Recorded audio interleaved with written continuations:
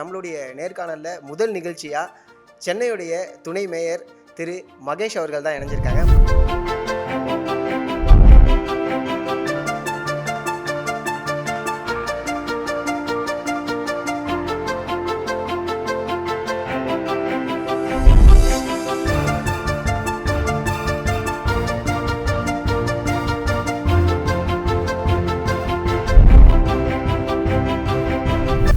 இருந்தாலுமே நம்மளுடைய அடுத்த கட்ட நகர்வுக்கு ஒரு சின்ன ஸ்ட்ரகிள் இருந்திருக்கும்.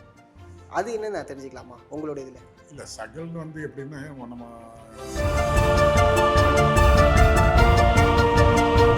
கலைஞர் அவர்களை பார்த்து வியந்த ஒரு தருணம் இருக்கும்ல. அவர் வந்து அதெல்லாம் ஒன்றுமே சொல்ல முடியாது. திமுக வந்து 5 வருஷம், இந்த நாங்கள் வந்து துணை மேயராகவும் மாமன்ற உறுப்பினர் 4 வருஷத்தில் இவ்வளோ பணிகள் என்னால் பட்டியலிட்டே சொல்கிறேன். கரெக்ட். இது என் பகுதி மக்கள் மறக்க மாட்டாங்க. அதிமுககாரன் கூட பாராட்டுறான். அந்த இரவு நேரத்தில் வாக்கு எண்ணிக்கை நடைபெறுகின்ற அந்த நேரத்தில் வந்து எங்கள் மீதெல்லாம் வந்து பொய் வழக்கு போட்டு என்னெல்லாம் வந்து என்னை வந்து அந்த கவுண்டிங் ஹால்விலே விடலை, கவுண்டிங் ஹாலே பூட்டிட்டு எனக்கு விழுந்த வாக்குகள்லாம் வந்து அப்படியே மாற்றிட்டாங்க. ரெட்டை இலைக்கு விழுந்ததா அவங்க கணக்கு பண்ண. அதாவது இவ்வளோ விஷயங்கள் பண்ணுறீங்களே, ஃபேமிலிக்கு எப்படி டைம் ஒதுக்க முடியுது எனக்கு அதை சொல்லுங்க. வீட்டில் கூட அதில் வருத்தம் உண்டு, மனைவி கூட அதில் வருத்தம் உண்டு. 2016 மாமன்ற உறுப்பினர், தற்போது துணை மேயர். அடுத்து தம்பி டிஜிட்டல் நேயர்களுக்கு வணக்கம். நம்மளுடைய நேர்காணலில் முதல் நிகழ்ச்சியாக சென்னையுடைய துணை மேயர் திரு மகேஷ் அவர்கள் தான் இணைஞ்சிருக்காங்க. வணக்கம் சார், எப்படி இருக்கீங்க? வணக்கம், நல்லா இருக்கேன், அருமையாக இருக்கு சார். ரொம்ப நன்றி சார், எங்களோட இன்வைட்டை ஃபஸ்ட்டு நீங்கள் அக்செப்ட் பண்ணதுக்கு மிகப்பெரிய ஒரு நன்றி. உங்களோட வேல்யூபிளான டைம் எங்களுக்கு கொடுத்ததுக்கு மிகப்பெரிய ஒரு நன்றி சார். நன்றி, ரொம்ப நன்றி, ரொம்ப சந்தோஷம். எனக்கும் உங்கள் தம்பி தமிழ் மீடியா, டிஜிட்டல் மீடியா வளரணும் என்னுடைய வாழ்த்துக்களை தெரிவிச்சுக்கிறேன். நல்ல அவருடைய தலைவர் திரு மகேஷ் அவர்கள் வந்து ஏற்கனவே பல ஊடகங்களில் பணியாற்றி நல்ல திறம்பட பணியாற்றியவர். பல நேரங்களில் எங்களையே கேள்வி கணைகளால் திக்குமுக்காடிய வைப்பவர். அதனால் அவருடைய சொந்த சேனலில் வந்து இது பங்கேற்க நினச்சதுக்கு எனக்கு ரொம்ப மகிழ்ச்சி. நன்றி சார். சார், நிறைய விஷயங்களை நம்ம இந்த நேர்காணலில் உங்கள்கிட்ட கேட்டு தெரிஞ்சுக்க போகிறோம். முதல்ல நான் ஒரு பொலிட்டீஷியனாக ஆகணும் அப்படிங்கிற ஒரு ஆசை ஏதோ ஒரு இடத்துல நம்மளை ட்ரிகர் பண்ணியிருக்கோம்ல, அது என்ன நான் தெரிஞ்சுக்கலாமா சார்? இல்லை, எனக்கு சிறு வயது முதலே நான் வந்து திராவிட முன்னேற்ற கழகத்தின்ல பயணித்தவன். அதாவது எப்படின்னா, என்னுடைய தந்தையார் நினைவுனாலும் என்னுடைய தந்தையார் கிண்டியார் முனுசாமி அப்படின்ற என்னுடைய சைதாப்பேட்டையில் சின்னமலை பகுதியில் எங்கள் தந்தையார் வந்து தலைவர் கலைஞர் மீது அளவற்ற பாசம் கொண்டவர், திராவிட முன்னேற்ற கழகத்தின் உறுப்பினர். அதனால் அந்த பகுதியில் ஒரு கழகத்தை வளர்த்தவரில் எங்கள் தந்தையார் ஒரு மிகப்பெரிய பொறுப்புள்ளவர். அதே மாதிரி சைதாய் பகுதியில் என்னுடைய மாமனாரும் மறைந்த என்னுடைய மாமனார் சிபி பவளவண்ணன் சொல்லிட்டு அவரும் 1967 இதே நம்முடைய இதில் துணை சென்னை மாநகராட்சியுடைய துணை மேயராக நம்முடைய தலைவர் முத்தமிழ் கலைஞர் அவர்களால் அடையாளம் காட்டப்பட்டு அவருடைய ஆட்சியோடு துணை மேயரானவர். எங்கள் குடும்பம் வந்து திமுகவின் பாரம்பரியமான குடும்பம், சைதை பகுதியில் ஒரு பாரம்பரியமான குடும்பம். சிறு வயதில் எனக்கு எப்படின்னா, என்னுடைய தந்தையார் திராவிட முன்னேற்ற கழகத்தில் வந்து தேர்தல் காலகட்டங்களில் கட்சி தீவிரமாக பணியாற்றுவது. அப்போ தான் தேர்தல் பணிமனை போடுவாங்க. எங்கள் சின்னமலையில் அந்த ராஜீவ்காந்தி சிலை இருக்கிற வரைக்கும் தேர்தல் பணிமனையை போடுவாங்க. அப்போ அந்த தேர்தல் பணிமனையோட அந்த பணிமனையை பார்த்துருதான் என்னுடைய பொறுப்பு வேலை. ஸ்கூல் முடிச்சுட்டு வந்து ஈவினிங் வந்து அந்த தேர்தல் பணிமனையில் உட்காந்து இந்த அதை முரசொலி பத்திரிக்கை, மற்ற தினகரன் பத்திரிக்கை, ஈவினிங்கில் வர மாலை முரசு பத்திரிகைகள் படிக்கிறது. அப்போ அங்கே வந்து அந்த பாட்டுகள் தினசரி அந்த பாடல் போடுவோம், கட்சியோட பிரச்சார பாடல்கள். அப்புறம் தேர்தல் நெருக்க நேரத்தில் நாங்கள் வந்து நானும் திருப்பாசை எங்களுடைய நண்பர்கள் எல்லாம் சேர்ந்து அந்த பகுதியில் ஓட்டு கேட்க போவோம். போடுங்க அம்மா ஓட்டு, உதயசிவனை பார்த்து, அக்கா கையில் ஓட்டப்பார், அண்ணன் கையில் ஓட்டப்பார், அப்பா கையில் ஓட்டப்பார் மாதிரி ஒரு கோரஸாக பாடிட்டு கையில் அப்போ பிரச்சார முழக்கம் திமுகவுடைய கருப்பு சிவப்பு கொடியேந்தி போவோம். அப்படி அந்த உணர்வில் தான் நாங்கள் வந்து படிப்போம். அப்பயே அந்த உணர்வு எங்கள் உள்ளுக்குள்ளே வந்ததுனால அப்படியே படிப்படியாக இந்த கட்சியில் இந்த பொறுப்புக்கு வந்திருக்கோம். நைஸ். இப்போ என்னென்னா, ஓகே, நம்ம கட்சியில் தீவிரமாக ஓடுறோம், உழைக்கிறோம், எல்லாமே நம்மளுக்கு தெரியும். பட் ஏதாவது ஒரு மொமெண்ட் ஒன்று இருக்கும்ல, ஸ்ட்ரகிள்னு சொல்லிட்டு இதில் நம்ம கட்சிக்குள்ளேயே இருந்தாலுமே நம்மளுடைய அடுத்த கட்ட நகர்வுக்கு ஒரு சின்ன ஸ்ட்ரகிள் இருந்திருக்கும். அது என்னன்னு நான் தெரிஞ்சுக்கலாமா உங்களோட இதில்? இல்லை சகல்னு வந்து எப்படின்னா நம்ம முத்தமிழ் கலைஞர் அவருடைய வந்து எங்கள் அப்பா வந்து நேரடியாகவே அறிமுகமானவர். அவர் மறைவுக்கு பிறகு தலைவரை நான் பல நேரங்களில் பார்க்கின்ற பொழுது அவர்கிட்ட வாழ்த்து வாங்கும்போது நான் என்ன பையன் அப்படின்னும்போது அவர் அப்படியே சந்தோஷமாக பார்ப்பார். ஓ முனிச்சான் பையனையா நீ அப்படின்னு சந்தோஷமாக பார்ப்பார். அது கட்டத்தில் என்னுடைய திருமணம் நடக்கும்போது என்னோட மாமனார் சிபி பாலவண்ணன் தலைவருக்கு நேரடியாக ரொம்ப நெருக்கமான அவர் மறைவுக்கு வந்து தலைவர் கலைஞர் முரசொலியில் வந்து தலைப்புச் செய்தியாக எழுதினார். பாவலவண்ணன் ஒரு பாடம்னு ஒரு தொண்டர்கள் ஒரு கடிதம் எழுதியிருப்பார். எனக்கு ரொம்ப மிகுந்த ஏன்னா தலைவருக்கு வந்து முதல் சென்னையில் வந்து சிலை வச்சார். பேரறிஞர் அண்ணா இருக்கும் பொழுது ஓகே. கலைஞர்களுக்கு அண்ணா மேம்பாலம் இருக்குது. இப்போ அந்த ஆமா. மேம்பாலத்து அருகில் வந்து கலைஞருக்கு சிலை வைத்து பீடம் கட்டிட்டார். ஓகே. கட்டிட்டு பேரறிஞர் பெருந்தகை அண்ணாவை அழைத்து கொண்டு போய் காண்பிக்கிறார். இந்த இடத்துல வந்து கலைஞருக்கு சிலை வைக்கிறதுக்கு எல்லாம் ரெடி பண்ணிட்டேன், பீடமும் அமைச்சிட்டேன் நம்ம காமிச்சிருக்கார். அப்போ பேரறிஞர் பெருந்தகை வந்து தலைவர் கலைஞர்கிட்ட வந்து மூக்கா உனக்கு வந்து பவளவண்ணன் சிலை ரெடி பண்ணியிருக்கேன், சிலை நல்லா வந்திருக்கையா, அதை வச்ச பீடம் நல்லா அந்த இடம் நல்லா வந்திருக்கான்னு பேரறிஞர் பெருந்தகை அண்ணா அவர் வந்து தலைவர்கிட்ட சொல்கிறார். அவர் வந்து அப்போ வந்து தலைவர் வந்து மூக்கான்னு தான் அழைக்கிறார். ஓகே. மூக்கா உனக்கு நல்ல இடத்துல தான் சிலை தலைவர் கலைஞர் அவர் பதவி போய் அந்த இடத்துல வந்து அண்ணா மேம்பாலம் வரப்போகுது. அந்த மேம்பாலம் வர இடத்துல இந்த சிலையை வச்சு என்னுடைய சிலையை வைக்கிறது பொருத்தமாக இருக்காது, ஏன்னா அது இடைஞ்சலாக ஆகிடும், அது தயவு செய்து அதை வைக்கக்கூடாதுன்னு இரவோடு இரவாக என் மாமனாரை தொடர்பு கொண்டு உடனடியாக அந்த பீடத்தை அகற்ற அந்த இடத்துல மேம்பாலம் வரப்போகுது, என் சிலை வைப்பதால் அந்த மேம்பாலம் வந்து அந்த மேம்பாலத்துக்கு இடையூறு வந்துடக்கூடாது, பொதுமக்கள் பயன்படுத்த மிகப்பெரிய அளவில் அந்த மேம்பாலம் கொண்டு வர போகிறோம், அதனால் அதை ஒத்துக்க மாட்டேன், இம்மீடியட்டாக உடனடியாக மேம்பாலத்தை அகற்ற அந்த சிலை வைக்கிற திட்டத்தையே கைவிடுன்னு வலியுறுத்திட்டார். அதை வந்து தலைவர் கலைஞர் அவர்கள் பெரம்பூர் மேம்பாலம் திறப்பு விழாவில் அதை நினைவுபடுத்தி பேசியிருப்பார். இப்போ அந்த முரசொலியில் கூட அந்த பேச்சு அதை போட்டிருப்பாங்க. அதை நினைவுபடுத்தியே சொன்னார். பாலவண்ணன் என்னும் தொண்டை வந்து எனக்கு பக வச்சா அந்த நடந்த ஹிஸ்ட்ரி அவர் சொல்லியிருப்பார். அவர் தான் என் மாமனார், என் தந்தையார், சைதை சம்பந்தம், ஆர்டி பாஸ்கர் தான் அந்த சைதாபட்டில் கலைஞர் பொன்விழா வளைவுன்னு கட்டியிருப்பாங்க. தமிழ்நாட்டிலேயே முதல் அந்த பொன்விழா வளைவை எங்களோட மாமனுடைய முயற்சியில் தான் அது வந்தது. அது எங்கள் மாமனார் குருதனையும் என் தந்தையார், சைதை சம்பந்தம், ஆர்டி பாஸ்கர் போன்ற எல்லாம் கூட இருந்து அந்த உதவி பண்ணாங்க அந்த பொன்விழா வளைவு வர்றதுக்கு. முதல் நான் 1967 சைதாப்பேட்டையில் தான் தலைவர் கலைஞர் இன்னும் பொதுப்பணித்துறை அமைச்சரானார். அதுக்கப்புறம் பிறந்தங்க அண்ணா மறைவு பிறகு முதலமைச்சரானார். அது சைதை தகுதி ஒரு வரலாற்று அவருடைய அரசியல் வரலாற்று தலைவர் கலைஞர் அரசியல் ஒரு முக்கிய பங்கு வைக்கிற இடம்னா சைதாப்பேட்டைக்கு உண்டு. அது வந்து அப்போ அந்த பிறந்தநாளே அப்போ தான் கொண்டாட ஆரம்பித்தாங்க தொண்டர்கள். தலைவர் வந்து உள்ள அன்பால் எங்கள் மாமனார் தான் இப்போ அந்த முயற்சி எடுத்து எங்கள் தந்தையாரெலாம் முயற்சி எடுத்து அந்த பிறந்தநாளை கொண்டாடி அப்போ தான் அந்த பொன்விழா வளைவுன்னு வந்தது. அப்படியே ஒரு அரசியல் பெரிய அந்த வரலாறுலாம் உண்டு. புரியுது. இப்போ சென்னை பட் ஆனால் முன்னாடி வந்து மெட்ராஸ் மாகாணம் ஆக்சுவலாக நம்ம அதாவது நீங்கள் ஆரம்ப காலகட்டத்தில் மெட்ராஸ் மாகாணத்தில் அந்த இதை பார்க்கும்போது சில ஆசைகள்லாம் இருக்கும்ல, நம்ம சென்னை இப்படிலாம் பார்க்கணுன்னு ஒரு சில ஆசைகள்லாம் இருக்கும்ல, அப்போ இருந்தது. அதில் நான் ஒரு பெரிய விஷயம் என்னென்னா, எனக்கு வந்து 89, 90, 91 காலகட்ட திராவிட முன்னேற்ற கழக ஆட்சியை வந்து ரொம்ப பிரமாதம். ஏன்னா அதுக்கு முன்னாடி எனக்கு தெரியாது. என்னுடைய கருத்து தெரிஞ்சு நான் கவனித்தது வந்து திராவிட முன்னேற்ற கழகம் 89 ஆட்சியோட கலைஞர் அருமையான ஆட்சி நிர்வாகத்தை தந்தார்.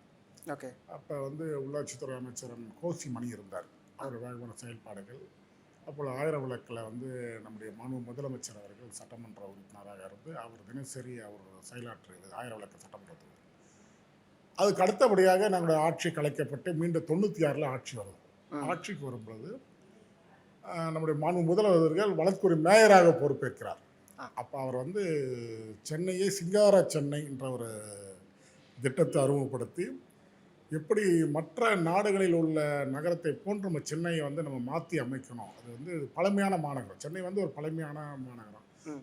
அப்போ தான் அவர் அது கிட்டத்தட்ட 11 மேம்பாலங்கள், அதில் 9 மேம்பாலங்கள் முடிஞ்சது, 11 மேம்பாலங்களை திட்டமிட்டார். இப்போ இன்றைக்கெல்லாம் சென்னையில் நிறைய மேம்பாலங்கள், வாகன மேம்பாலம் இருக்குதுன்னா அதை கொண்டு வந்தது முதலமைச்சர் அண்ணன் தளபதி மு க ஸ்டாலின் தான். அவருடைய தொலைநோக்கு சிந்தனையில் தான் எதிர்காலத்தில் வந்து இந்த சென்னை மாநகரம் பல அளவில் வளர்ச்சி அடைய இருக்கின்றது. நம்முடைய மக்களுடைய வசதிக்கேற்ப நம்முடைய அவங்களுடைய மக்கள் தொகையும் எதிர்காலத்தில் அதிகமாக இருக்கின்ற காரணத்தினால் போக்குவரத்து வாகன பொருட்கள் அதிகமாகும். அதனால அதை கருத்தில் கொண்டு தான் வாகன மேம்பாலங்கள்லாம் கொண்டு வந்தார். ஓகே.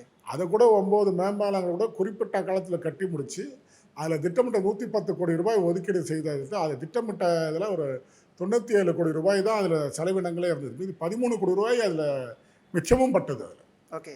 நீங்கள் அதெல்லாம் வரலாறு. புரியுது. நீங்கள் இப்போல்லாம் வந்தீங்கன்னா டெண்டர் வந்து ஒரு 10 கோடி ரூபாய் கூப்பிட்றாங்கன்னா எக்ஸீட் ஆகிடுச்சு, 12 கோடி ஆகிடுச்சு திட்ட மதிப்பீட்டில், இன்னும் 2 கோடி கூடுதலாக செலவாச்சுருவான். ஆனால் அப்படி இல்லை. அவர் கட்டி முடித்த மேம்பாலத்திலேயே வந்து 13 கோடி ரூபாய் கிட்ட மிச்சப்படுத்தினார். புரியுது. திட்ட மதிப்பீட்டிலே மிச்சப்படுத்தி அந்த அந்த பாலங்கள், அதுதான் வரலாறு. இது வரைக்கும் இந்தியாவில் எந்த மாநிலத்தில் இது போன்ற வரலாறு இருக்காது. கரெக்ட். நீங்கள் செக் பண்ணி பார்த்துருங்க. புரியுது சார். அவர் வனத்துறை மேயராக இருக்கும்போது அப்போ தான் அவர் அந்த ஓனிக்ஸ் நிறுவனம்ன்ற நிறுவனத்தை தனியாருடைய பங்களிப்போடு அந்த ஓனிக்ஸ் நிறுவனத்தை சென்னையை தூய்மையான பழமையான மாநகரம், தூய்மைப்படுத்தணும், அது தூய்மையாக தினசரி அதை பராமரிக்கணுன்றது தான் இப்போ அந்த ஓனிக்ஸ் நிறுவனத்தை அறிவுப்படுத்தினார். இது மாதிரி பல மேம்பாலங்கள் கட்டுறதாகட்டும். அவர் வந்து மேயராக இருக்கும்போது தான் நம்ம வந்து சென்னை மாநகராட்சியுடைய பள்ளிகள் மேம்பட்டது. அதில் மாநகராட்சி பள்ளிங்கன்னா வந்து ஒரு சாதாரண மாநகராட்சி பள்ளி ஸ்கூல்லையா படிக்கிறீங்க அப்படின்ற ஒரு தன்மை இருந்தது. அப்போ அவர் காலத்தில் தான் அது கூடுதல் நிதி ஒதுக்கிச்சு, அதை வந்து தரத்தையே உயர்த்தினார். புரியுது. மாநகராட்சி பள்ளியில் படிக்கிற பிள்ளைங்களும் அரசு பள்ளியில் படிக்கிறவங்களும் ரெண்டுமே ஒன்று தான். மாநகராட்சி பள்ளி வந்து தாழ்ந்தது கிடையாது, அரசு பள்ளி வந்து உயர்ந்தது கிடையாதுன்னு எல்லாமே ஈக்குவல் தான். அரசு பள்ளியில் என்ன கல்வி தரம் இருக்கோ அதே மாநகராட்சி பள்ளியிலும் இருக்கணும், அவர்களுக்கும் அந்த வசதிகள்லாம் இருக்கணும்னு அதை அப்படியே மேம்படுத்தினார். அதே இன்னைக்கு பல வகையிலும் பரிமாணங்களாக வளர்ந்துருக்குது. புரியுது. அவர் இருந்த காலத்தில் தான் இன்னைக்கு சென்னை மாநகரம் பொதுவாக சொல்லணும்னா அவர்களுடைய காலத்தில் தான் எந்த அளவுக்கு வளர்ச்சி பெற்றிருக்குது. அதே போல தான் அவருடைய எனக்கு ஒரு நினைவு, பெரம்பூர் மேம்பாலம் இப்போ கட்டியிருக்காங்க, முரசொலிமாறன் பெரம்பூர் மேம்பாலம். அவர் வனத்துறை மேயராக இருக்கும்போது அவர் வந்து அதை அது கட்டி முடிக்கப்படலை. அப்போ அதுக்கப்புறம் அதிமுக ஆட்சி வந்துச்சு, அம்மையார் ஜெயலலிதா வந்து முதலமைச்சரை போய் பார்த்தோன்னா அது திட்டத்தை கைவிட்டுடணும், அது வந்து மண் சாயில் சரியில்லை, அது சரியில்லை, ஐஐடி நம்பர்லாம் சரியில்லை, அது சரியில்லைன்னு சொல்லிட்டாங்க. இது வந்து ஒரு குற்றஞ்சாட்டி. நீங்கள் பார்த்துருப்பீங்க, நீங்கள் எல்லாருக்கும் தெரிஞ்ச விஷயந்தான். பிரிட்ஜு மேலே ஏறி காலில் 8 வச்சு ஸ்ட்ராங்காக இருக்கான்லாம் பார்த்தவங்க தான் எல்லாம். அதை சுற்றியில் வச்சு தட்டி பார்த்து எல்லாம் இதாக உண்டு, அதெல்லாம் எல்லாருக்கும் தெரிஞ்ச விஷயம். அதில் வந்து பொய் வழக்கெல்லாம் போட்டாங்க, அந்த பொய் வழக்கெல்லாம் நிரூபிக்க முடியாமல் போச்சு. அதில் தான் கலைஞரெல்லாம் மதிப்புக்குரிய முதல்வர் கலைஞரெல்லாம் கைது சாப்பிட்ட தலைவரெல்லாம் கைது செய்தாங்க, அதில் நிரூபிக்க முடியாத. அப்போ அந்த மேம்பாலத்தை கட்டி முடியாமல் போயிடுச்சு. ஆனால் மீண்டும் உள்ளாட்சித்துறை அமைச்சராக பொறுப்பேற்றார். தான் மேயராக இருக்கும்போது அதை கட்டி முடிக்க முடியலையே, விடுபட்டு போச்சே அப்படின்னு சொல்லிட்டு அந்த எண்ணத்தையே அது இருந்தது. உள்ளாட்சித்துறை அமைச்சராக பொறுப்பேற்றவுடன் ஐஐடியுடைய நிபுணர் குழுவை, அதுக்கு சிறப்பு குழு அமைத்து இந்தியாவிலேயோ இல்லை உலக நாடுகள் மற்ற நாடுகளெல்லாம் எப்படி அதை கட்டுகிறார்கள் அப்படிங்கிறது, அதுக்கு அந்த தொழில்நுட்பம் என்னென்ன அதெல்லாம் வந்து அதை சேகரித்து அந்த மண் பரிசோதனை நடத்தி அதுக்கு தகுந்தால் போல் அந்த கட்டமைப்பை உருவாக்கினார். பிரிட்ஜை உருவாக்கி மாண்புமிகு துணை முதலமைச்சராக பொறுப்பேற்று தலைவர் கலைஞர் கையால் அந்த மேம்பாலத்தை திறந்து வைத்தார். அதாவது ஒரு செயலை வந்து எடுத்தோம்னா அதை முடிக்கணுன்ற அந்த ஆற்றல் அவர்கிட்ட இருந்தது. அது எப்படியாவது அதை முடிக்கணும், அதை நம்ம வந்து இன்னைக்கு பார்த்தீங்கன்னா அதுதான் அந்த இடத்துல அவ்வளோ இதுவாக இருந்திருக்கு. அந்த பெரம்பூர் முரசொலிமாறன் வந்து எல்லா பகுதியிலும் செல்வதற்கு அவ்வளோ உதவியாக இருக்குது அந்த மேம்பாலம் தான். அதுதான் ஒரு உதாரணம். அவர் அந்த செயல்பாடில் இன்னைக்கு முதலமைச்சராக இருக்கும்போது அவர் எவ்வளோ திட்டங்கள் கொண்டு வர்றார். அதெல்லாம் தூங்க மாட்டார். ஒரு திட்டங்கள் நினைச்சிட்டாருன்னா அந்த திட்டங்களை நிறைவேற்றுற வரைக்கும் நீங்கள் தூங்க மாட்டார். அவ்வளோ வேகமாக அதை வந்து செயல்படுத்தினே இருப்பார். அதிகாரிகள் முடியாலும் ஏன் முடியாது, அதுக்கான காரணங்கள் சொல்லுங்கன்னு கேட்பார். எந்த வகையில் அது முடியாதுன்னு சொல்ல வரீங்க, எந்த கோணத்தில் நீங்கள் சொல்ல வரீங்க முடியாதுன்னு. இது அது மாதிரி தான் நீங்கள் வந்து பெரம்பூர் மேம்பாலம் ஜெயலலிதா முதலமைச்சராக இருக்க முடியாதுன்னா ஏன் முடியாது, என்ன காரணம் அதுக்கு? அதுக்கான சாயில் என்னங்க என்னென்னவோ பண்ணுறாங்க. கடலில் மண்ணு கொட்டி துபாயில் பார்த்தீங்கன்னா மல்டி ஸ்டோரி பெரிய பெரிய கட்டிடங்கள் கட்டுறாங்க. இதே ஒரு பிரிட்ஜு கட்ட முடியாத இங்கே எதுக்கு? அதுக்கான காரணம்னா மண் சாயில்ட்டு அதுக்கு தகுந்த மாதிரி கட்டமைப்பு பில்டிங் ஸ்ட்ரக்சரல் அதுக்கு தகுந்த மாதிரி உருவாக்குங்கன்னு அவருடைய முயற்சியில் இன்றைக்கி பெரம்பூர் முரசொலிமாறன் பிரிட்ஜு வந்து சென்னையில் எல்லா பிரிட்ஜும் ஒரு காரணம் தான் அது இருக்குது. குறிப்பாக அந்த பிரிட்ஜு முழுக்க மாண்பு முதலமைச்சரான தளபதி மு.க. ஸ்டாலின் தான் அந்த முழுக்க காரணம். அந்த பெருமை அவருக்கு தான். Super sir, super sir. மாதிரி எல்லா திட்டம் இப்போ அவர் தான் எங்களுக்கு இம்ப்ரெஷனே. 96 அவர் வந்து அவர் ஆற்றுவது அவரை பார்த்தோன்னா நாங்கள்லாம் பிரமிப்பாக இருந்தது. அப்போ ஒரு தொண்டன் தான் நான். அதுக்கப்புறம் ரொம்ப வேகமாக அதை வந்தது தான். அதுக்கப்புறம் நான் சாதாரண வட்டச்செயலாளர், அது சாதாரண லெவல் கீழ் மன்றத்தில் வந்து வட்டச்செயலாளராக பொறுப்பேற்று வட்ட பொறுப்பாளராக, வட்டச் செயலாளராக, பகுதிச் செயலாளராக, இந்த தலைமைச் செயலாளர் எல்லாம் அவரை பார்த்து வந்த இன்ஃபர்மேஷன் அவர்கள். புரியுது சார். கலைஞர் அவர்கள பார்த்து வியந்த ஒரு தருணம் இருக்கும்ல? அவரு வந்து லெஜண்ட். அதெல்லாம் ஒண்ணுமே சொல்ல முடியாது. அது வந்து அவரை மாதிரி ஒரு ஞாபக சக்தி உள்ள தருணங்களோட நான் இது வரைக்கும் நான் இவ்வளோ திரும்ப அதான் நான் சொன்னேனே, ஒரு தடவை 2 தடவை இருக்கும். நான் வந்து பொங்கல் நேரத்தில் பார்த்து அவருடைய வாழ்த்து வாங்க போகும்போது என் தந்தையாருடைய பெயர் சொன்னால் அவருக்கு நினைவு இருக்கின்றதுக்காக நான் கிண்டி முனுசாமி அவருடைய மகன் சொல்லிட்டேன். 2 சரியா. ஒரு 3வது தடவை நான் சந்திக்கும் ஐயா உனக்கு நல்லா தெரியும் சும்மா சும்மா எதுக்கு சொல்றீங்க? அப்பலாம் அவர் எவ்வளோ என்னை பார்த்தோன்னே அது ஐடியா பண்ணுறவர் நல்லா தெரியும் ஐயா ஏன்னா உனக்கு ஒன்றதான் இல்லையா. அதுக்கப்புறம் நான் சில நேரங்களில் அறிவாலயத்தில் வழி அனுப்ப எல்லாரும் கும்பலாக நிற்போம். நாங்கள் வீட்டுக்கு சொல்லி வழி அனுப்பணும் தலைவர். அது என்னையா நல்லா இருக்கியா வரட்டாயா அப்படின்ட்டு போகிறேன் பார்த்துட்டு. அந்த அளவுக்கு அதில் ஒரு விவரம் இல்லை. அவரெல்லாம் பார்க்குற வாய்ப்பு, அவர் பேசுகிற வாய்ப்பு கிடைச்சதுக்கே ரொம்ப சந்தோஷப்படும். கண்டிப்பாக சார். அது மாதிரி ஒரு ஜீனியஸ். அவர் காலத்தில் நாங்கள் திமுகலாம் பொறுப்பில் வந்தன்ற போது எங்களுக்கெல்லாம் ஒரு பெரிய மகிழ்ச்சி. கண்டிப்பாக. ஏன்னா நிறைய விஷயங்களை ஆனால் கேட்பார், எல்லா விஷயமும் கேட்பார். இப்போ நீங்கள் வந்து என்னையா எப்படி இருக்குது, பொதுமக்கள் என்ன நினைக்கிறாங்க, எப்படி இருக்குது, உன் பகுதியில் எப்படி இருக்குது, கட்சிக்காரங்க என்ன எப்படி இருக்காங்கன்னு எல்லாத்தையும் கேட்பார் அவர். ஓகே. பெரிய தலைவர், தலைவர் எல்லாம் பார்த்தாங்கன்னா எல்லாம் விசாரிப்பார். புரியுது சார். சார் அதேமாரி இப்போ ஓகே, இப்போ ஒரு விஷயம் எப்படி இருக்குது அப்படின்னா, அரசியல் வயப்படுத்தலை அப்படிங்கிற மாதிரி ஆனால் அப்போ நிறையா பயிற்சி பற்ற இதெல்லாம் நடந்திருக்கும். உங்கள் டைம் பீரியடில் அவ்வளோ விஷயங்கள் நீங்கள் பயிற்சி பற்ற போயிருப்பீங்க. இலக்கிய ரீதியாக நிறைய பேச்சாற்றல் உள்ளவங்கள்ட்ட போய் நிறைய கருத்துக்களை பரிமாறியிருப்பீங்க. அப்போ நீங்கள் கற்றுக்கிட்ட அரசியலுக்கும் இப்போ நடந்துக்கிட்டு இருக்க இப்போ அரசியல் வயப்படாதவங்களுக்கும் நீங்கள் என்ன வித்தியாசத்தை பார்க்குறீங்க? அவங்க எப்படி இருக்குன்னு நினைக்கிறீங்க சார்? இல்லை இப்போ நாங்கள் வந்து இருக்கும்போது அப்போ கூட நாங்கள் அரசியல் வரும்போது முதலமைச்சர் மாநில இளைஞரணி செயலாளர் இருக்கும்போது கட்சி திராவிட முன்னேற்ற கழகத்தின் சிந்தாந்தங்கள் தலைவர் கலைஞர் பெரியார் அண்ணா அவருடைய எந்த நோக்கத்துக்காக இந்த புதுநீதி கட்சியிலிருந்து திராவிடர் கழகமாக உருவாகி அதுக்கு பிறகு திராவிட முன்னேற்ற கழகம் உருவாச்சு அதனுடைய நோக்கங்கள், சிந்தாந்தங்கள், கொள்கைகள் என்னன்ட்டு பயிற்சி பாசறை கூட்டங்கள் நடத்தினார். கரெக்ட். இளம் சமுதாயத்தில் இளைஞர்களுக்கு பொதுவாக தெரியணும் இந்த இயக்கம் எதுக்கு ரொம்ப அவசியம், தமிழ்நாட்டோட அவசியம்னா இன்னைக்கு நான் இன்னொன்று சொல்ல விரும்புகிறேன். தமிழ்நாடு இந்தியாவிலே ஒரு சிறந்த மாநிலமாக இன்னைக்கு உருவாகி நிற்கிறதுனா அது முழு காரணம் திராவிட முன்னேற்ற கழகம் தான். தலைவர் கலைஞர் ஆட்சி காலத்தில் தான் இன்னைக்கு வந்து இந்த அளவுக்கு பெரிய வளர்ச்சிகள். அதுக்கு பிறகு முதலமைச்சர் அண்ணன் தளபதி மு.க. ஸ்டாலின் அவர்கள் அவருடைய சிந்தனைகள் எல்லாம் உள்வாங்கி தான் இன்னைக்கு உழந்த அளவுக்கு வளர்ச்சி. இன்னைக்கு மற்ற மாநிலங்கள்லாம் வந்து நம்மளுடைய திட்டங்களை வந்து பிரமிப்பாக பார்க்குறாங்க. எப்படி இது சாத்தியம் நினச்சி இந்த திட்டங்களெல்லாம் மற்ற மாநிலங்களை செயல்படுத்துகிறாங்கன்ற நினைக்கும் போது ரொம்ப பெருமையாக இருக்குது. ஒரு இந்தியாவுடைய நாட்டில் தமிழ்நாடு ஒரு அங்கம். தென்னிந்தியாவில் திராவிட சிந்தனையில் ஊர்னவங்க, நம்ம திராவிட சிந்தனையில் ஊர்னவங்க. இன்றைக்கி தமிழ்நாடு இந்த அளவுக்கு பரிமாணமாக வளர்ச்சி பெற்றதுக்கு காரணம் அது வந்து நம்ம அதை திமுகவுடைய சிந்தனைகளும் கொள்கைகள் தான். அது வழியில் தான் இன்றைக்கி வந்து நான் அதெல்லாம் பார்க்கும்போது பிரமிப்பு. அன்றைக்கால அந்த பயிற்சி பாசறை நடக்கும்போது எல்லாத்தையும் பேசுவாங்க.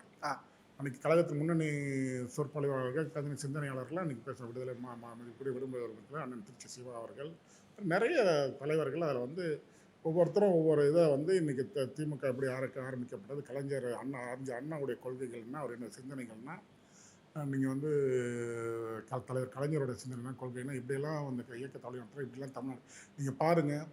இந்தியாவிலேயே தமிழ்நாடு அப்படின்றது வந்து அந்த பேரமைஞ்சிருக்குன்னா அது நம்மளுடைய தமிழ் தேசம், நம்மளுடைய நாடு, தமிழ்நாடு. நீங்கள் நாடுன்ற வார்த்தையை பார்த்தீங்கன்னா அந்த காலத்தில் அவர் பிறஞ்ச பெருந்தகை சென்னை மாகாணம்னு சொன்னீங்களே, சென்னை மாகாணம்ன்றது அப்போ இருந்தது எப்படின்னா சென்னை மாகாணன்றது எல்லாம். ஆனால் தமிழனுக்கு ஒரு நாடு, அது தமிழ்நாடு. அதுதான் இந்தியாவோட ஒற்றுமை ஒருமைப்பாடு இந்தியாவில் இருந்தால் கூட நாடுன்ற சொல் வந்து நம்ம தமிழ்நாடு, அது நம்ம தமிழாய்ந்த தமிழ் தேசமும் தமிழ்நாட்டுக்கு அழகாக அந்த காலத்தில் அவ்வளோ பேரை வச்சு பெருமைப்படுத்தியிருக்காங்க. Super sir. சென்னை மாகாணன்றது மெட்ராஸ் மெட்ராஸ்ன்னு சொல்லுவாங்க. ஆனால் அதெல்லாம் மெட்ராஸ் தமிழனுக்கு ஒரு நாடுனா அது தமிழ்நாடு. கரெக்ட். அது கூட ஒரு கேள்வி எழுப்புனாங்க, நாட்டுக்குள்ளே இன்னொரு நாடுன்னு எப்படி பேர் வைக்க முடியும் அப்படிங்கிற அதில் நிறைய விமர்சனங்கள்லாம் வந்தது. நாடுன்ற சொல்லுன்றது நீங்கள் ஃபாரின்லாம் போகும்போது ஏர்போர்ட்டில் இப்போ ஃப்ளைட்டெல்லாம் நீங்கள் பார்த்தீங்கன்னா சென்னையோட தமிழ்நாடு தமிழ்நாடு சொல்கிறாங்க. தமிழ்நாடுன்ற போது நிறைய இதில் வரலாறுல வருது தமிழ்நாடு.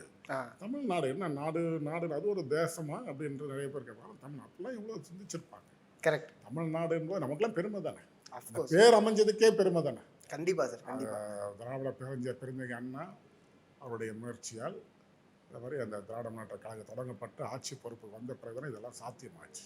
நிறைய விஷயங்கள் செஞ்சாலுமே விமர்சனங்கிறது எப்போ பார்த்தாலும் வந்துட்டு எல்லா கட்சியில் இருக்கவங்களுக்கும் விமர்சனம் வரும். அந்த ஆட்சியில் இருந்தாலும் சரி, இல்லைனாலும் சரி, எதிர்க்கட்சியாக இருந்தாலும் சரி, விமர்சனங்கள் தொடர்ச்சியாக வந்துக்கிட்டே இருக்கும். இருந்தாலுமே ஓகே, மக்களுக்கு செய்யணும், இல்லை அடுத்து என்ன பிளான் பண்ணணும் அப்படிங்கிற ஒரு எண்ணம் ஒன்று வருதுல்ல, அதை தாண்டி இந்த விமர்சனத்தை முதல்ல எப்படி உள்வாங்குவீங்க? விமர்சனங்கள்லாம் இல்லாமல் அரசியல்வாதி இருக்க முடியாது. ஆ விமர்சனம் இருந்தால் தான் அந்த விமர்சனங்கள் வந்தால் தான் நம்ம இன்னும் வேகமாக ஓட முடியும். அரசியல் வாழ்க்கையில் விமர்சனங்கள் வந்தால் தான் இன்றைக்கி தலைவர் அண்ணன் தளபதியார் அவர்கள் கூட நேற்று ஒரு இன்டர்வியூவில் சொன்னாங்க. எனக்கு எதிரிகளாக நான் யாரும் பார்க்கல, நண்பர்களாக தான் பார்க்குறேன்னு சொல்லிட்டு. அவளை ஒரு பெருந்தன்மையாக சொல்லியிருக்காரு. இது மாதிரி விமர்சனங்கள்லாம் இருந்தால் தான் அந்த அரசுக்கு வந்து அது அரசை வந்து மேலும் நல்ல வலுவோடு நல்ல ஒரு வழித்தடத்தோடு வழி நடத்தணும்னா அது விமர்சனம் இருந்தாலும் அது ஆரோக்கியமாக தான் எடுத்துப்பாங்க. அதாவது அண்ணன் தளபதி அவர்களும் எப்போ இந்த விமர்சனம் தான் ஆரோக்கியமாக தான் எடுத்துப்பார். ஓகே, அதே அவர் வழியில் நாங்களும் அந்த மாதிரி எந்த விமர்சனம் தான் ஆரோக்கியமாக தான் எடுத்துக்கிறோம்.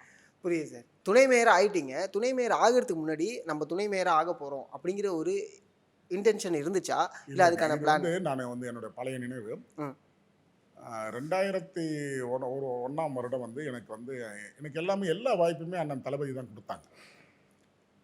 எனக்கு வந்து இன்னைக்கு நான் முதல்ல கட்சி பொறுப்புக்கு வந்ததாகட்டும், இந்த மாதிரி பொது வாழ்க்கையில் வரும்போது இந்த பொறுப்புகள் வரட்டும், எல்லா வாய்ப்புமே அண்ணன் தளபதி அவர்கள் தான் எனக்கு அதை உருவாக்கி தந்தாங்க. அவருடைய ஆட்சியோட தான் இந்த வருது. 2001 நான் வந்து மாமன்றத்துக்கு திராவிட முன்னேற்ற கழகத்தின் வேட்பாளராக சைதை சட்டமன்ற தொகுதிக்கு உட்பட்ட அதில் நின்னேன்.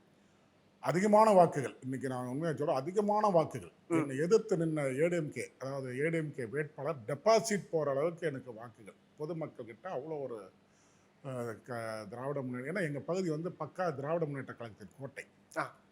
எல்லா காலத்துலையுமே எங்களுக்கு வந்து திமுகவுடைய கோட்டை என்னோட வார்டு. அது அந்த காலத்துலேருந்து மாற்ற முடியாது. சைதாப்பேட்டையே கோட்டையாக இருந்தாலும் கூட எங்கள் வார்டு இன்னும் அதிகமான அது கோட்டை. அதிகமான ஓட்டில் ஜெயிச்சேன். அந்த இரவு நேரத்தில் வாக்கு எண்ணிக்கை நடைபெறுகின்ற அந்த நேரத்தில் வந்து எங்கள் மீதெல்லாம் வந்து பொய் வழக்கு போட்டு என்னெல்லாம் வந்து பாலகங்காவுடைய கொலை முயற்சி பண்ணேன், கருத்தை தேர கொலை முயற்சி பண்ணேன் அப்படின்ற மாதிரிலாம் வந்து பொய் வழக்கு போட்டு என்னை வந்து அந்த கவுண்டிங் ஆள்வில்லையே விடலை. கவுண்டிங் ஆளையே பூட்டிட்டு எனக்கு விழுந்த வாக்குகள்லாம் வந்து அப்படியே மாற்றிட்டாங்க. ரெட்டை இலைக்கு விழுந்ததா அவங்க கணக்கு பண்ண. அதாவது 25 ஓட்டு, அதாவது மேலே ஒரு ஓட்டு ரெட்டையிலையும் கீழே ஒரு ரெட்டையும் இது எல்லாம் உதயசீரன் ஓட்டை அப்படியே பண்டல் பண்ணி எனக்கு விழுந்த ஓட்டெல்லாம் ஏடிஎம்கே விழுந்த ஓட்டா மாதிரி அவங்க அக்கௌண்ட் பண்ணி ஏடிஎம்கே வேட்பாளர் ஜெயிச்சு தான் அறிவிச்சிட்டாங்க.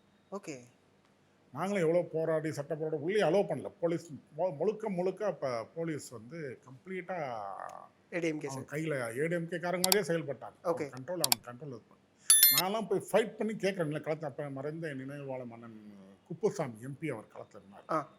அவர் என்னை கையை பிடிச்சி வச்சுட்டு வந்து கேட்குறாரு. அவரை வந்து அப்போ அடையார் ஒரு துணை கமிஷனர் ஏதோ ஒருத்தர் தான், அடையார் கமிஷனர் எவ்வளோ assistant commissioner mister Kuppusamy, you can go, நீர் என்ட்ராகாது, அதெல்லாம் உள்ள முடியாது. அவர் வந்து அக்யூஸ்ட். நான் சொன்னேன், அக்யூஸ்ட்னா அரெஸ்ட் பண்ணியா? என்ன அக்யூஸ்ட்னா அரெஸ்ட் பண்ணேன், நான் அது கோர்ட்டில் பார்த்துக்கிறேன். நான் என்ன முதல்ல இப்போ நான் ஒரு ரெகக்னைஸ் பார்ட்டியோட கேண்டிடேட், என்ன முதல்ல நீ கவுண்டிங் அதில் அலோவ் பண்ணு அப்படின்னு ஃபைட் பண்ணாலும் அலோவ் பண்ணவே இல்லை.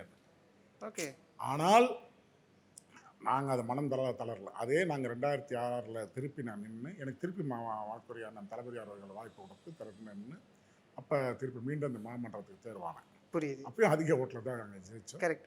2006 அது மாமன்றம். ஆனால் அப்போ ஒரு மனநிலை இருந்திருக்குமா சார்? நம்ம உண்மையிலே ரொம்ப ஃபெட்டப். அதாவது நியாயமாக நம்ம ஒன்றும் எந்த விதமான இதுவும் பண்ணலை. நான் நியாயமாக பொதுமக்களை சந்திச்சு அப்போ எனக்கு இந்த மாதிரி ஆச்சுன்னு எனக்கு பப்ளிக்லேயே ரொம்ப ஒரு அனுதாபம் வந்தது. மகேஷ் நல்ல பிள்ளை, அது மாதிரி இது மாதிரி ஏடிஎம்கார் இந்த மாதிரி பண்ணிட்டாங்களே அப்படின்ற மாதிரிலாம் பப்ளிக்லேயே பொதுவாக எங்கள் பேரில் ஒரு நல்ல ஒரு அனுதாபம் இருந்தது. அதனால தான் 2006 நான் திருப்பி நிற்கும் போது அவங்க என் பேரில் வச்சிருந்த அன்பு, திமுக பேரில் வச்சிருந்த அந்த அன்பு, எப்பவுமே எங்கள் திமுக கோட்டையான பகுதி. அண்ணன் கழக தலைவர் அண்ணன் முத்தலவணி கலைஞர் பேர்லையும் அண்ணன் தளபதி பேர்லையும் ரொம்ப பாசமாக இருப்பாங்க. திருப்பி எனக்கு அது அமோக வாக்கு வித்தியாசத்தில் இப்போ ஜெயித்தேன் 2006. நல்லா லீடிங்கில் ஜெயித்தோம். 2011 எனக்கு மீண்டும் வந்து சைதை சட்டமன்ற தொகுதியில் போட்டியிடுற அளவுக்கு வாய்ப்பு எனக்கு அண்ணன் தளபதி வழங்கினாங்க. 2011 அப்போ நின்ன சட்டமன்ற குறைஞ்ச வாக்கு வித்தியாசத்தில் தோல்வி அடைஞ்சு 7000 வாக்குகள் வித்தியாசத்தில் எனக்கு ஒரு ம். தோல்வி ஏற்பட்டது. ஒரு சோதனையான ஒரு பொய் பிரச்சாரம்.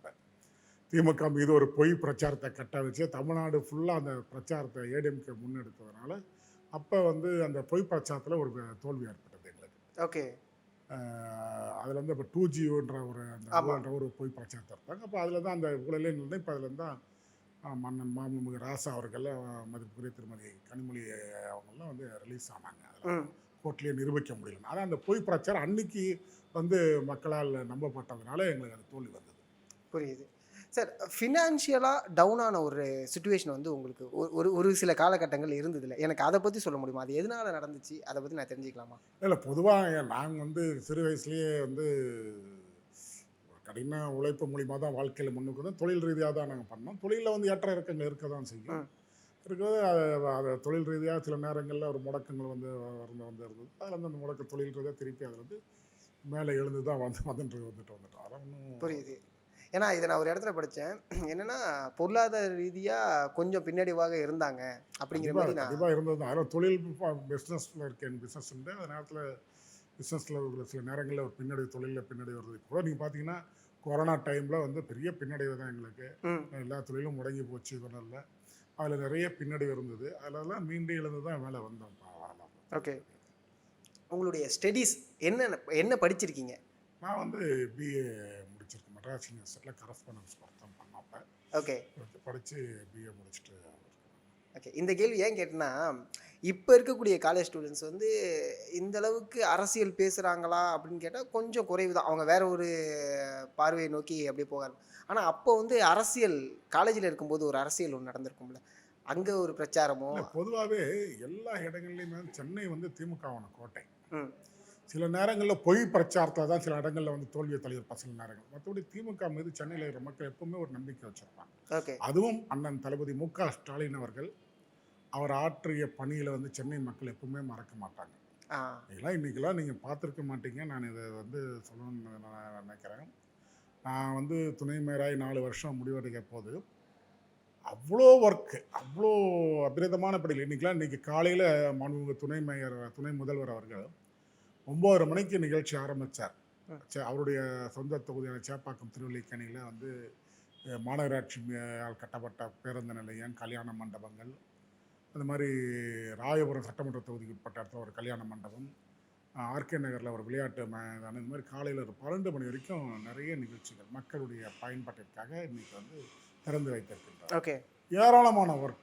பார்த்தீங்கன்னா இன்றைக்கெலாம் நிறைய மாநகராட்சியால் கட்டப்பட்ட கல்யாண மண்டபம்லாம் பாருங்கள் எப்படி இருக்குது. எவ்வளோ உதாரணத்துக்கு வால்டாக்ஸ் ரோட்டில் பாருங்கள். கரெக்ட். முதல்வர் திருமணம் மண்டபம் அழகாக இருந்திருக்குது. அது மாதிரி குளத்தூர் தொகுதியில் இப்போ இன்றைக்கி திறந்த அறிஞர் அண்ணா ராயபுரத்தில் இருக்கிற கல்யாண மண்டபத்தை பாருங்கள். இன்றைக்கி இங்கே சேப்பாக்கம் ட்ரிப்ளிகேனில் கட்டியிருக்காங்க அண்ணா அம்பேத்கர் திருமண மண்டபம். அது மாதிரி திருமணம்லாம் எவ்வளோ அழகாக இப்போ பார்த்தீங்கன்னா தனியாருடைய திருமண மண்டபத்துக்கு ஈக்குவலாக இருக்குது. ஓகே. இது மாதிரி ஏராளமான பணிகள்.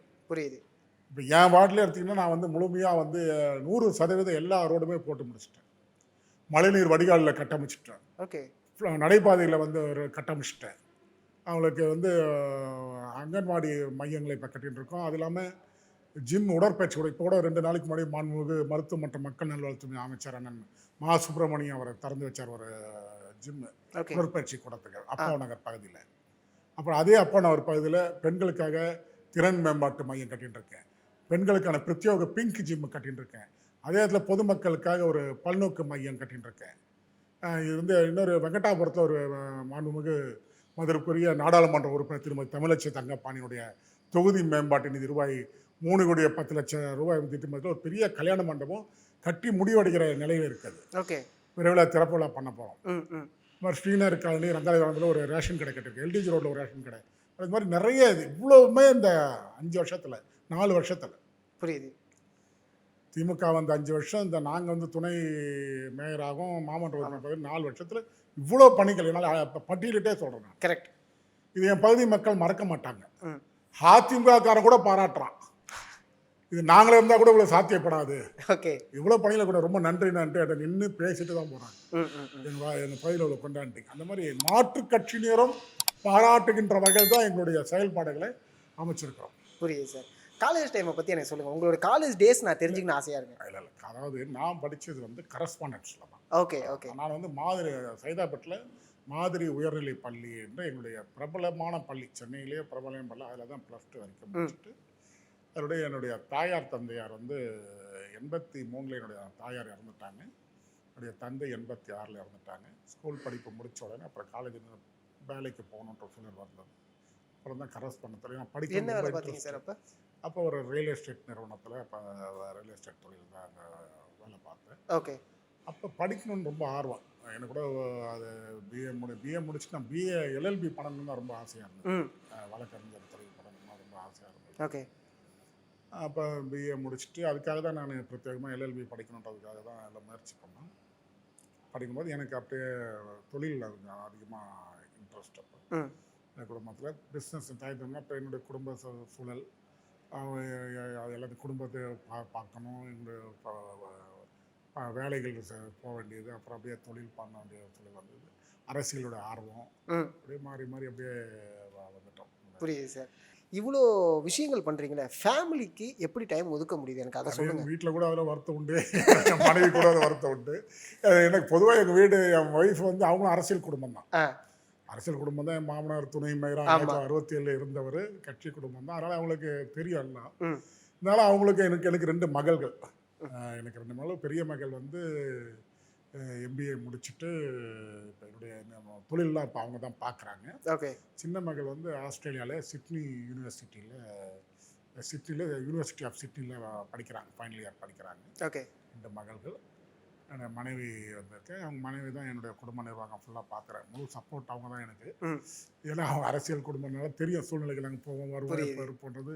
யாரோட கோவிலுக்கோ ஒரு நல்லது கெட்டதுக்கு கூட போகும்போது ஏதாவது வீட்டு நிகழ்ச்சி கூட இருக்கும், ஏன்னா மனைவி தான் போவாங்க.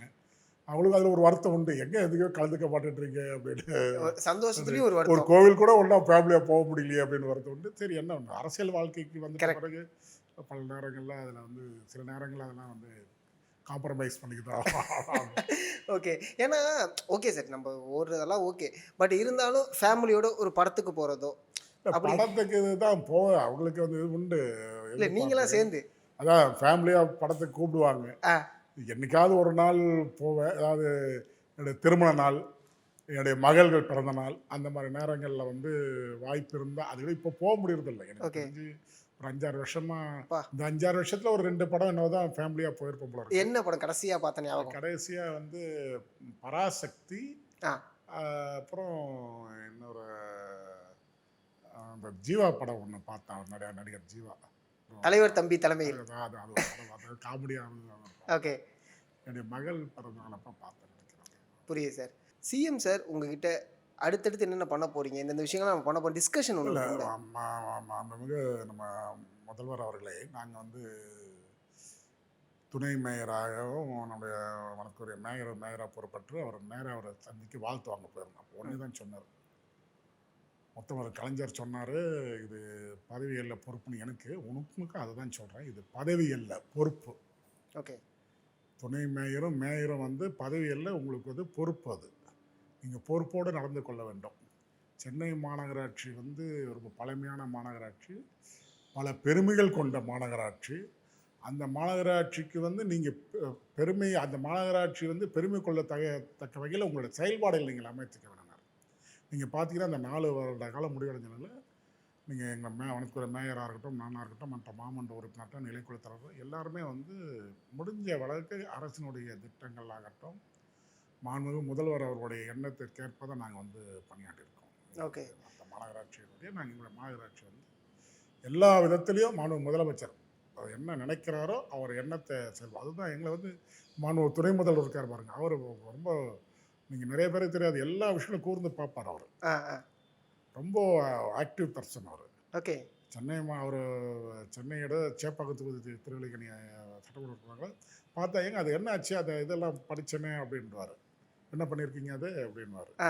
ரொம்ப ஆக்டிவாக இருப்பார். அவர் செய்தியெல்லாம் பார்த்துட்டே இருப்பார். காரில் போனால் கூட செய்திகளெல்லாம் பார்த்துட்டே இருப்பார். ஓகே. அந்த நம்ம டேப் வச்சுருப்பார், டேப்பில் செய்திகள்லாம் பார்த்துட்டே இருப்பார். டக்குன்னு ஏங்க அது என்ன செய்தி பார்த்தா அது என்னாச்சு, நீங்கள் அதை ரெக்டிஃபை பண்ணிட்டீங்களா, நீங்கள் கவனிச்சிங்களா அந்த இது அப்படின்வார். ஓ. எங்களுக்கு தெரியும் உடனே நான் டெய்லி இப்போ எங்களுக்கு வந்து குறிப்பு வந்தோம். ம். மாநகராட்சியினுடைய எது குறைகள் இருந்தாலும் எங்களுக்கு வந்து எங்களுடைய பேப்பர் கட்டிங்ஸ்லேருந்து எல்லாமே தினசரி எங்கள் பார்வைக்கு வந்துடும். ஓகே. அதனால நாங்களே காலையில் எழுந்தோடனே பேப்பர்லாம் படிச்சிருவேன். திடீர்னு ஏதாவது கேட்பாங்க சொல்லுவாங்கன்ட்டு. காலையில் 6 மணி 6:30க்கு நான் நடைப்பயிற்சி முடிச்சுட்டு வந்த உடனே முதல்ல பேப்பரில் தான் படிப்பேன். ஓகே. பேப்பர் படிச்சிட்டோம்னா அப்பயே எங்களுக்கு மைக் இருக்குது, எங்களுக்கு வயர்லெஸ்லேயே கேட்டுவிடுவோம். இது என்னாச்சு, இந்த செய்தி வந்திருக்கு, இது என்னாச்சுன்னு போய் கேட்டுவிடுவோம். நைஸ். இல்லைனாலும் மாண்புமிகு முதல்வருடைய தனி உதவியாளர் மதிப்புக்குரிய திரு தினேஷ் இருக்காரு, லைனில் வந்துடுவார். என்ன ஆச்சுன்னா அந்த இப்போ செய்தி பார்த்தீங்கன்னா அது உடனே அதை என்னென்னு ஃபாலோ பண்ணுங்க அப்படின்பாங்க. ஓகே. மாதிரி எல்லா பணிகளையுமே நாங்கள் வந்து தொடர்ச்சியாக இருப்போம். அதான் இங்கே வேலையில் இந்த மாதிரி விஷயம் பொதுமக்கள் விஷயத்தில் ரொம்ப கராராக இருப்பாங்க. எல்லாம் உடனுடனே பார்க்கணும், இது பண்ணணும், ஃபாலோ பண்ணிங்களா கொண்டீங்களா என்ன இருக்கும். சூப்பர். நீங்கள் பார்த்தீங்கன்னா இன்னொரு விஷயம் சொல்கிறேன். நீங்கள் வந்து சென்னை மாநகராட்சியில் வந்து நீங்கள் வந்து எதிர்கட்சி கூட இங்கே தோழமையாக தான் இருப்பாங்க. ஆ. நீங்கள் பார்த்தீங்கன்னா கடந்த மாதம் நடந்த கூட்டத்தில் கூட பாஜகவுடைய மாமன்ற உறுப்பினர் திருமதி உமா ஆனந்தன் அவர்கள் இந்த அரசையே பாராட்டி பேசினாங்க. ம். முதலமைச்சருடைய செயல்பாடுகள் வந்து ரொம்ப மகிழ்ச்சியாக இருக்குது, ரொம்ப திருப்தியாக இருக்கிறதுக்கு அவருக்கு என்னுடைய நன்றி. அரசு சிறப்பாக செயல்படுது மன்றத்தையே வந்து சொன்னாங்க. இல்லைடா மாமன்ற உறுப்பினர் எங்களுக்கு தோழமையாக இருக்கிறாங்க. ஓகே. எனக்கு எல்லா வகையிலும் என்னுடைய வார்டில் வந்து 80% பணியை நான் முடிச்சிருக்கிறேன். 80 ஒரு எதிர்க்கட்சி உறுப்பினர் பாஜக திருமதி உமா ஆனந்தன் அவர்கள் அவர் வார்டுக்குட்பட்ட பகுதியில் 80% அரசினுடைய மாநகராட்சி பணிகளை நான் நிறைவேற்றிருக்கிறேன் அப்படின்னு சொல்லியிருக்காங்க.